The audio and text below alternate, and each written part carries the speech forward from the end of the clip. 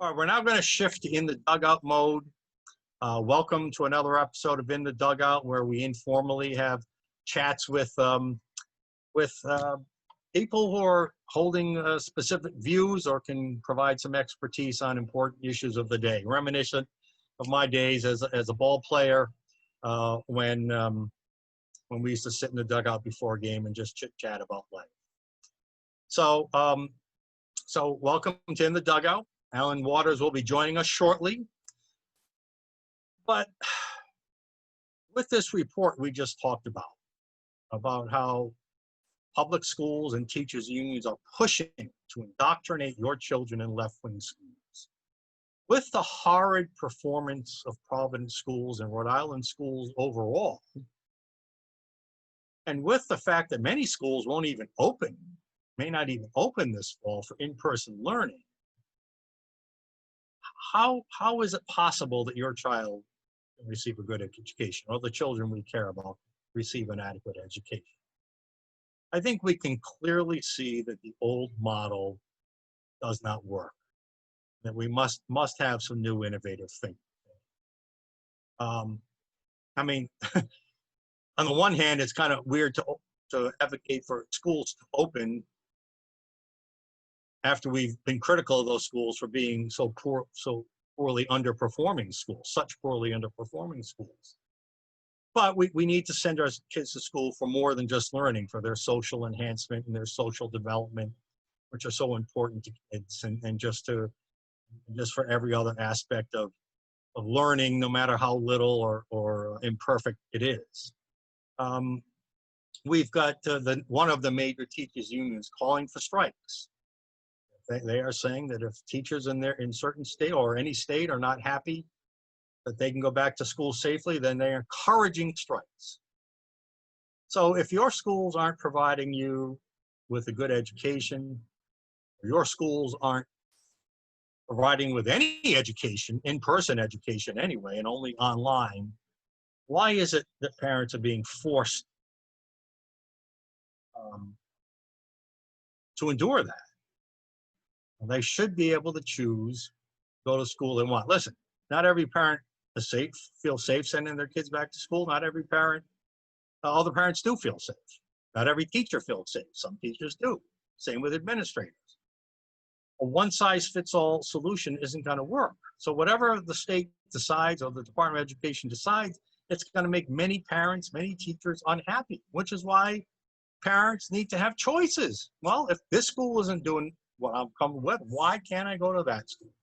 All right, so one issue we put out last month was called Catch-Up ESAs, and that's the topic of our discussion. So let's bring on Alan Waters, our guest today, who was the Republican U.S. senatorial candidate that you will be voting on this coming. Every member in Rhode Island will be voting on this year. Alan, welcome to In the Dugout. Hey, Mike, how are you? Thank you very much. Glad to be here. Good to see you. Sorry about yesterday's rain delay. Thank you for your patience and flexibility in rescheduling today. All right, so you know our tradition.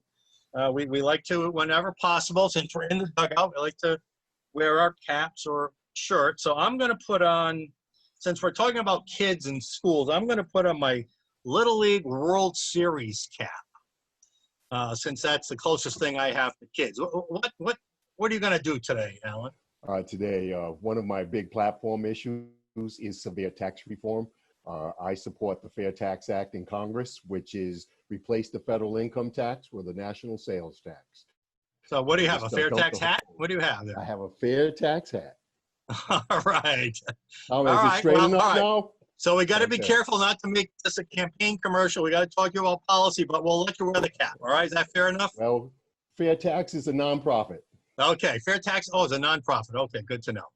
All right, so Alan, the reason we have you on the show, and let's bring up our first slide here, is that last week you put out a public statement from your campaign basically supporting the Catch-Up ESAs that our center put out in a policy brief last month. What would you like to add to what our viewers are seeing on the screen? Well, the most important thing is the purpose. You know, in politics, in your business, people come up with some great ideas, but what's the end result? And the end result, or the result we want to achieve, is to just help families, to help children who are falling behind right now because they can't be in school, especially those who may really need what we call a safety net. And so therefore, the most important thing is the Catch-Up ESA uses the funds that are already there. And with that, I think that's a real super thing for the families that really want to be able to help their children catch up academically. And just if we could put that slide back up for 1 second, I do want to make one minor correction to whoever wrote your release.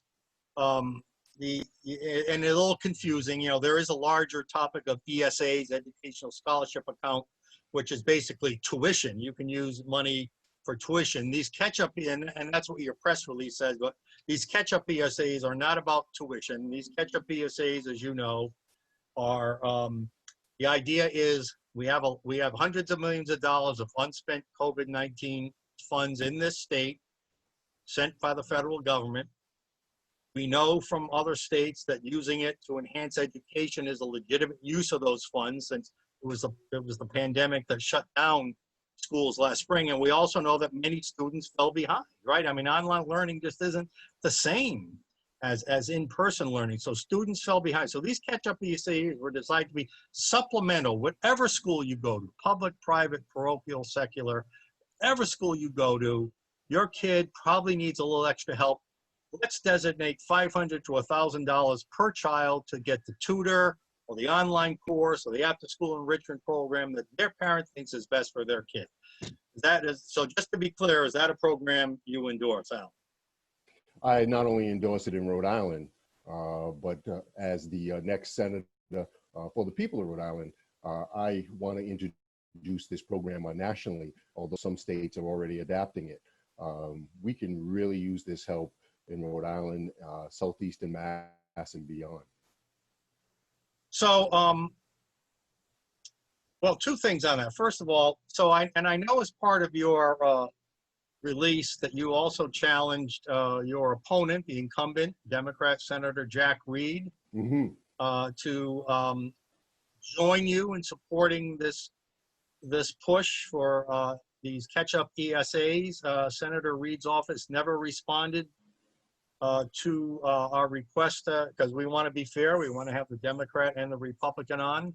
You graciously accepted our invitation, and we did not hear from the senator's office. So do you want to we'll give you a chance, since you're here, to make a quick comment on that? When somebody doesn't respond to especially some of the most neediest families and children, people who really need this educational benefit, silence always speaks for itself. All right, we'll leave it there. All right, so you just mentioned something that's interesting. So you want to so if I'm reading you correctly, you would like to see dedicated federal dollars sent to states, not the money that's already there, new crop of dollars. You're talking about a new crop of dollars that would be specifically used for parents to use in the way we described, so their kids can catch up. Is that what you're suggesting? I'm suggesting that because this is a grant, right? We're not using tax benefits, and that's what we need. We need to put money where it's going to be best used for the people who most need it, and the best, most effectively way is to let families make those choices, but of course within a narrow band of approved services. So just to, again, correct or clarify, I mean, obviously federal money isn't, I mean, it might be given to the states as a grant, but it is, federal money is taxpayer money. I mean, so it's not like it's free money, but I hear what you're saying. It's not state or local money, tax dollars being used for this purpose. It's federal dollars that are given to the states as a grant. Is that what, am I categorizing it properly? You're categorizing it very properly. I believe that federal dollars, what I was talking about tax benefit, of course, if there's any tax benefit, if you're personally putting your own funds, whether it's a tax or something like that. Okay, I'm just saying this is a portal for a grant. Got it. All right, let's go to our last slide here. On there was a headline in many of the news outlets. We're just showing you one, but Again, more bad news for Rhode Island education. We all know that the Johns Hopkins University, I should say, rated Providence school system one of the worst in the whole country they've ever seen. They use the word horror show to describe it. We all know Rhode Island overall, while it may not be horrid, certainly isn't performing up to expectations. We know that Rhode Island spends among the highest of any state in the country per capita on education, yet we rank below the middle of the pack. I think it was 28th out of 50 when it comes to educational achievement. Now, this report comes out and shows that our neighbor, I mean, it's so frustrating to see our neighboring state, Massachusetts, do so well. Rhode Island is last in New England, 28th in the country overall, and yet we spend among the highest of any state in the country. Your comment on the state of education in Rhode Island and nationally as a senatorial candidate, Mr. Waters.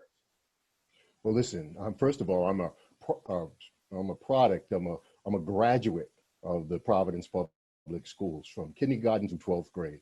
And it's just a shame, it's sad, the failure that the leadership from the state on down, that in our capital city, one of the finest cities when you think of all the resources that we have being along the Boston to New York City corridor.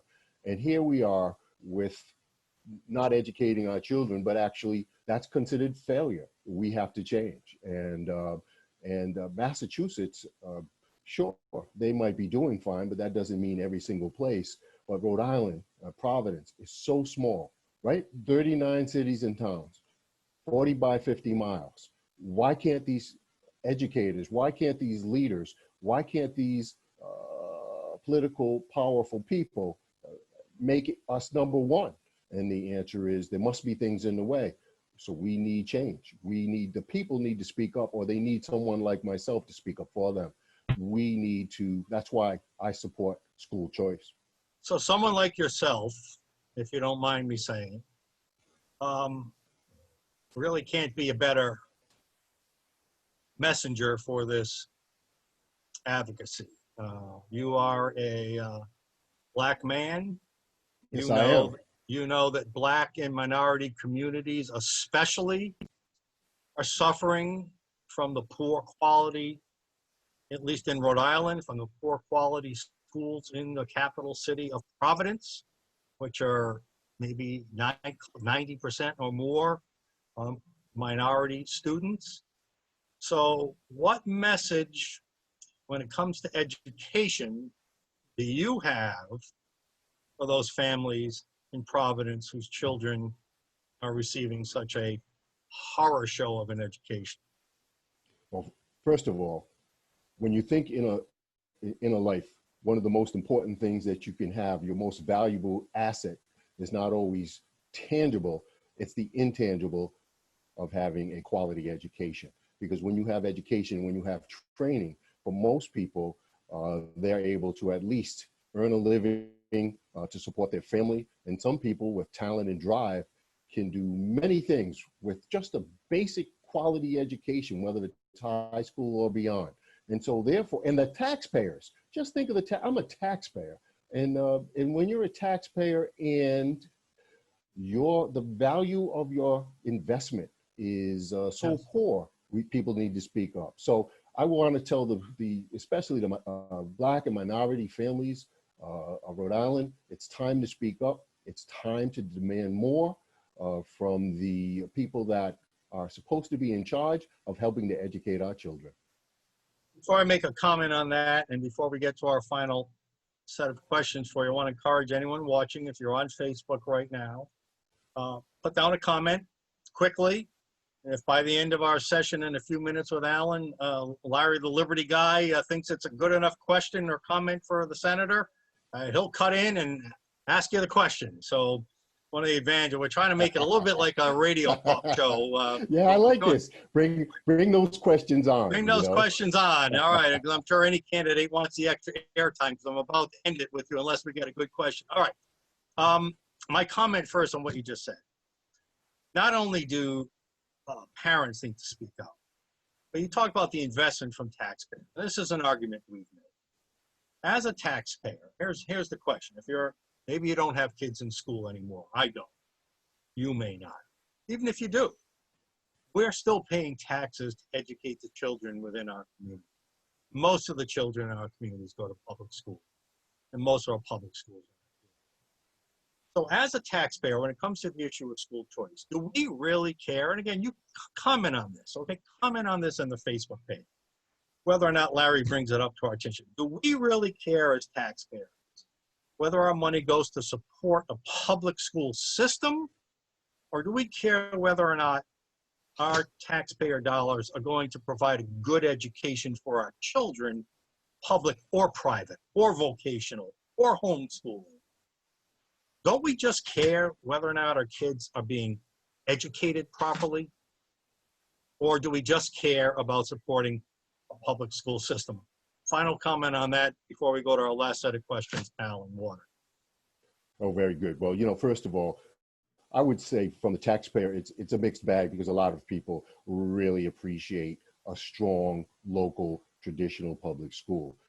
The problem is that not everybody gets a strong traditional public school. And because of that, I believe that taxpayers, citizens, they were just really concerned about, are the children being educated for the investment that we're putting into these children? That's right, and it's a big investment.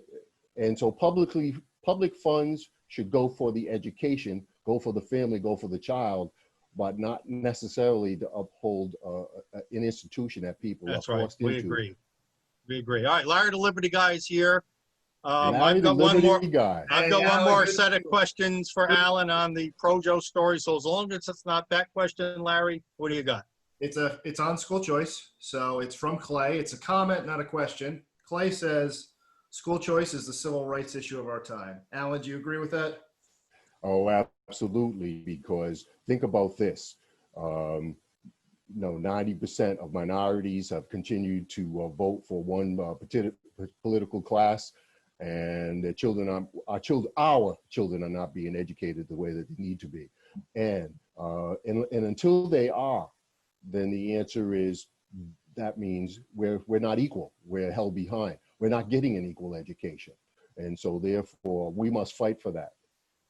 Alan, great answer. Thank you so much. Thank you to Larry, the Liberty Guy. Hopefully we'll be seeing more of Larry on our shows. All right. Candidate Alan Waters. The Yes. Providence Journal ran a number of headline stories raising awareness about an episode in your recent past where apparently you were, I believe, arrested on a civil assault or a domestic assault case. Those stories resulted, or the first story resulted in the loss of your endorsement from the Rhode Island Republican Party. So first of all, let's find out what happened. What are you able to say about the story and what happened with your wife or ex-wife? Well, let the story in a way speak for itself, whatever is in the file, so to speak. But I would say one day at one time, one morning in the life of my family, you have two parents with a passion for a beloved child who has certain mental health issues. A dad wants to get this child to school. A mom wanted to do it a different way. And so therefore, this one moment in time, we disagreed. But that said, when you talk about domestic issues, the horror of so many domestic abuse, which goes both ways because men are very much abused, but very often not talked about. I was accused of pushing my wife aside. But other than that, when you think about, abuse. Did you push her aside? Well, the answer is I never got to court to prove that because the case was dismissed. And I was never, when I met before the judge said, go home. So therefore, there was never any, what do you All call right. it, All restraining right. So order. first of all, so were you arrested? Oh, yes, I was arrested. I Were was you arrested. charged? Were you ever charged? What does that mean? Well, I guess, yeah, I guess I would be. I guess I would be no, charged in a because I court, went were you before the judge. indicted? You Yes, went before a judge and said, here are the yes, I charges went against before a you. judge. That's right. And but the case never went forward and you were never convicted. Absolutely. Nope. And my wife and I are still married. We live in the same house, and our family moves forward. It was just one All of right. those But I unfortunate still going to ask inadvertent for an times. answer to my first question. Did you push her? Did she fall to the ground? I mean, people need to know. The answer is yes, I did, because I was trying to put my son in the car, and I pushed her back in order to do so. So we were kind of at the same door of the car, so to speak. Any But that was it. injuries? Any injuries? No, I think she Okay. had a pinhole in her hand, but there was none of the type of details that I don't want to that get you too often see. personal. So, all right. We'll leave that. So let's go on to the next related issue there. Now, the Republican Party withdrew its endorsement of you because of those stories. And of course, the Providence Journal made big headlines of both. They Oh, of course. seem to gleefully love to tear down any Republican. So your comments on the Republican Party's pulling of its endorsement of you? Well, I'm not mad at them. I was somewhat embarrassed for them that they let a white liberal reporter basically shake them. And where is the strength in the Republican Party? Myself, I'm not a spineless, gutless Republican. I'm a Republican of a strength that stands up my values. And I'm definitely not going to allow a liberal reporter whose basically job it is to tear down Republicans and the conservatives in this community. And I just want to know that they should have been stronger. They should have spoke to me, and they should have backed their man, and they did not. And so I move forward with my campaign. Well, I appreciate you being a stand-up guy and being honest with us, telling the story. As it, of course, domestic violence is not ever acceptable. I'm sure, well, I won't speak for you. Do you consider what happened with you domestic violence? No, absolutely not. No one was beaten. No one was, so, you know what? Sorry, my wife fell backwards, but that wasn't the point. The point was I was trying to put my son in the car so that I could take him to school. And our family moved forward. And, I apologized. And I love my wife. I love my family. We moved forward. Well, thank you for being upfront on that.